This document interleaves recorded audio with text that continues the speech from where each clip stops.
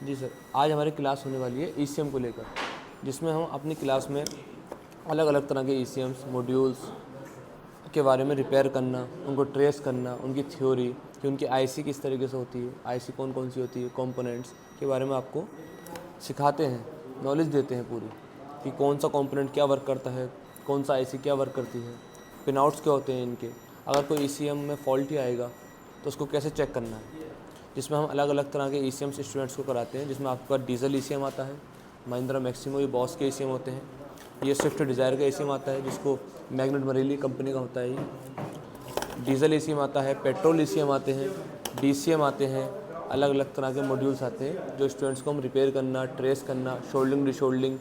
और इन्हीं ईसीएम्स में प्रोग्रामिंग करना, जैसे अपना BS3 हो गए, BS4, BS6 के मॉडल्स के ईसीएम में प्रोग्रामिंग करना सिखाते हैं। यहाँ देख सकते हैं आप सभी जगह हमारे स्टूडेंट्स बैठे हैं जिनमें आपका ट्रेसिंग चल रहा है, अलग अलग मॉड्यूल से लेके बैठे हैं, BCM, EPS, क्लस्टर मीटर और भी तरह के ECMs होते हैं, उनको लेकर ट्रेस कर रहे हैं। और उधर हमारी क्लास चल रही है जहाँ सर सेंसर्स के बारे में नॉलेज दे रहे हैं स्टूडेंट्स को कि सेंसर किस टाइप के होते हैं, कितने टाइप के सेंसर्स होते हैं, अगर कोई सेंसर फॉल्टी होता है तो उसको हम कैसे चेक करते हैं, सेंसर की वैल्यू क्या होती है, सेंसर के नेम क्या होते हैं, ये सब चीज़ें स्टूडेंट्स को पता होनी चाहिए क्योंकि सेंसरों को सबसे ज़्यादा कमांड करता है हमारा ECM। एक ECM ही होता है हमारा जो सेंसर्स को, actuator, ball, relay, main relay, इन सबको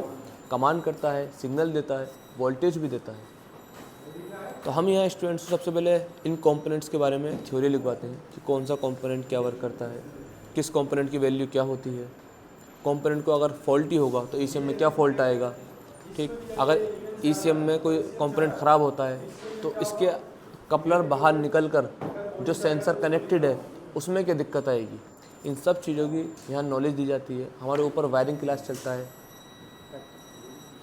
हर तरह का प्रैक्टिकल, सिर्फ पूरी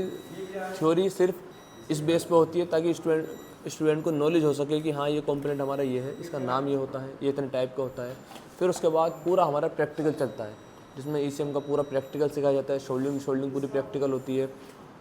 आपका प्रोग्रामिंग पूरी प्रैक्टिकल होती है। फिर उसके बाद वायरिंग आती है, पूरी वायरिंग प्रैक्टिकल होती है। स्टूडेंट्स